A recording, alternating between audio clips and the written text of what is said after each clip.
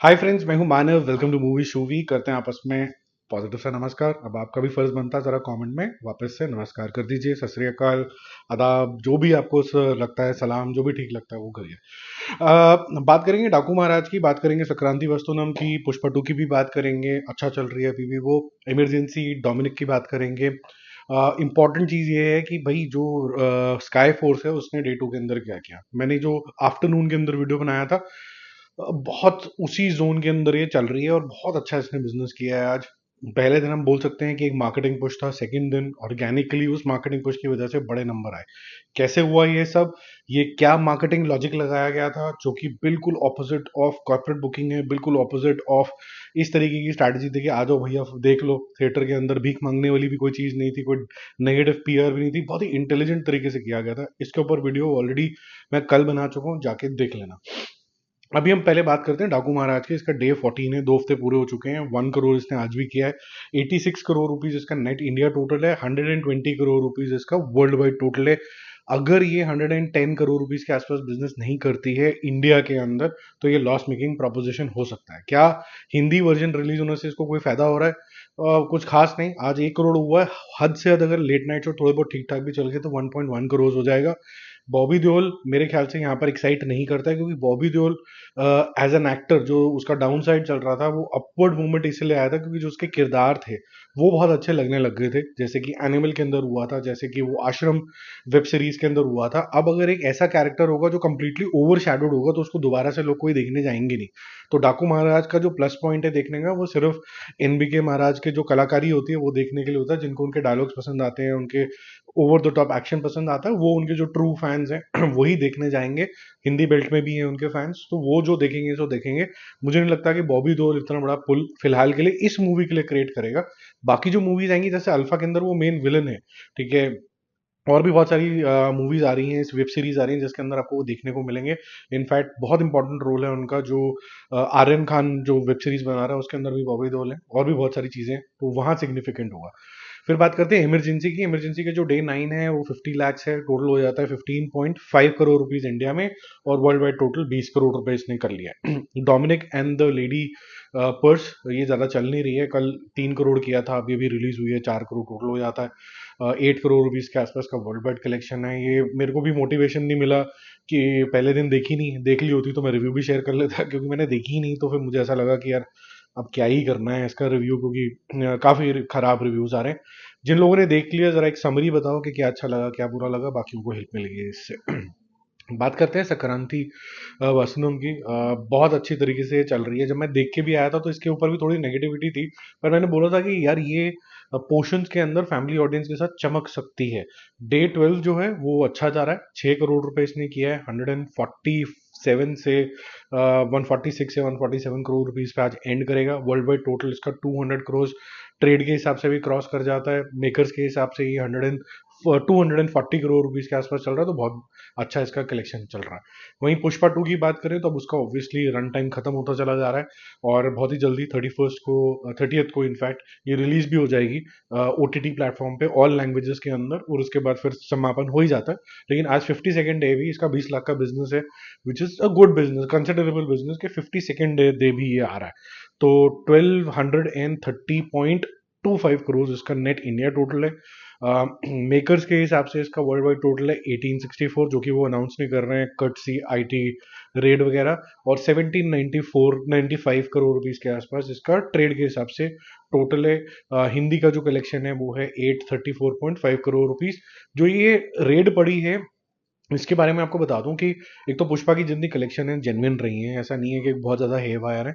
Secondly, जो भी आपके आईटी डिपार्टमेंट की ऐसे ट्रेड जो ऐसे रेड वगैरह पड़ती हैं, वो डिफॉल्ट के ऊपर पड़ती हैं। यहाँ पर अगर आपके कोई मूवी ने करा है तो उसको आप टाइम देते हो किसी भी कॉरपोरेट को, कि वो कोई कॉरपोरेशन हो जाती है जिसने बनाया है। कंपनी जो होती है वो इन्वेस्ट करती है पिक्चर बनाने में, और दिल राजू की जो कंपनी है उसको ये इन रिटर्न भरनी होती है। उसके लिए गवर्नमेंट मंथली, क्वार्टरली, ईयरली इस तरीके की रिटर्न्स मांगती है। ऐसा नहीं होता कि अभी मैंने कुछ अर्न कर लिया अभी के अभी दे इसको, क्योंकि रिकनसाइल होता है, फिर वो क्वार्टरली रिटर्न्स जाते हैं, उस तरीके से होता है।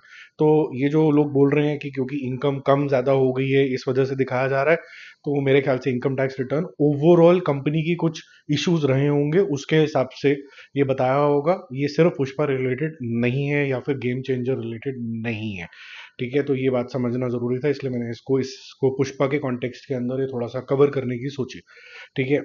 दूसरा अब चलते हैं रामायणा की तरफ। रामायणा को लेकर काफी ज्यादा उत्तेजना थी।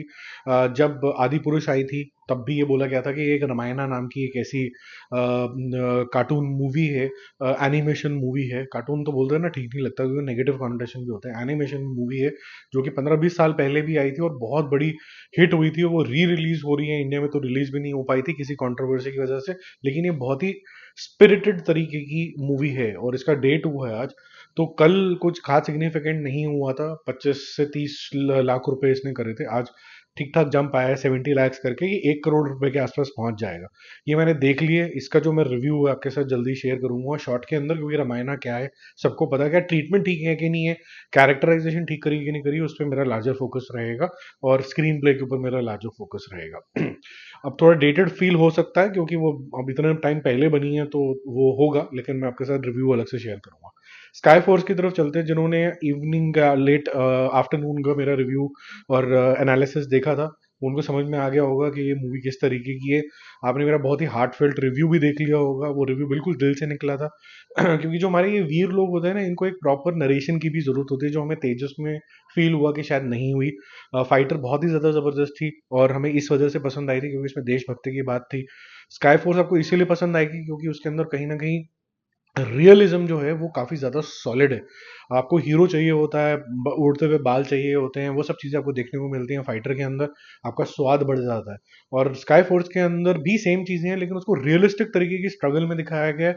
गाने अच्छे चले जाते हैं, कटिंग थोड़ी ज्यादा सॉलिड हो जाती है, एडिटिंग, तो आपको मजा और आना शुरू हो जाता है। ये सब रीजन की वजह से पब्लिक ने भी इसको रिकॉग्नाइज किया और डे 1 की जो मार्केटिंग इन्होंने करी है वो बहुत ही अप्रोप्रिएट जगह पे स्पेंड किया है। नहीं तो लोग क्या करते हैं, कटआउट लगा दिए इतने बड़े बड़े, ये कर दिया वो कर दिया, फिर उनको हर बारी पिक्चर चलती नहीं है तो बताना पड़ता है कि हमारी ब्लॉकबस्टर होगी पिक्चर, जिसको बजट भी नहीं रिकवर कर पा रहे हैं, लेकिन ब्लॉकबस्टर पता नहीं कैसे डिक्लेयर कर देते हैं। लेकिन इस मूवी की जो स्ट्रैटेजी थी, they were very confident about the product. तो मेडॉक ने स्पेंड किया इस चीज के ऊपर कि लोग पब्लिक जो है थिएटर में आके एक्सपीरियंस कैसे करेंगे। उसका वीडियो जो है मेरा लाइव है कि ये मार्केटिंग स्ट्रैटेजी क्या थी। कल ही बनाया था ये वीडियो, उस पर अच्छा रिस्पॉन्स आ रहा है, जरूर देखना, there is something to learn for you. 15.3 crore कल की कलेक्शन थी और आज की कलेक्शन भी 21 साढ़े 21 करोड़ रुपए आने वाली है, जैसा कि हमने दोपहर को बात करी थी। टोटल हो जाता है 36 करोड़ रुपीज के आसपास, एग्जैक्ट नंबर कल सुबह शेयर करेंगे। और वर्ल्ड वाइड जो टोटल है वो 44 करोड़ रुपीज के आसपास होगा। बहुत अच्छा कलेक्शन है। अक्षय कुमार की बहुत सी ऐसी पिक्चरें आई हैं जो नहीं अच्छा कर पाई, लेकिन एक चीज कंसिस्टेंट रही है कि उन्होंने अपनी परफॉर्मेंस के अंदर कोई चीटिंग नहीं करी थी। मुझे याद है कि जितनी भी मूवीज आई हैं अक्षय कुमार की, इंक्लूडिंग बच्चन पांडे, ये भी बोला गया कि बहुत अच्छी एक्टिंग हुई। जो चूक हो रही है शायद स्क्रिप्ट में या फिर मेकर ने शायद ढंग से अक्षय कुमार को प्रेजेंट नहीं किया, और एक उनकी लुक को लेके, यहाँ पर लुक भी उनकी बहुत अच्छी लगी थी, जैसे कि एक एयरफोर्स ऑफिसर की होनी चाहिए। और दूसरा, परफॉर्मेंस इतनी कंसिस्टेंट थी और यहाँ पर आपको वही दिखती है। बारिंग मन जो मूवी की मैं बात कर रहा हूँ वो थी पृथ्वीराज, जहाँ पर सबको लगा कि शायद मूवी से लेके हाफ हार्टेड अटेम्प्ट था, एक्टर से लेके डायरेक्टर से एडिटिंग सब कुछ थोड़ा हाफ हार्टेड थोड़ा मामला था।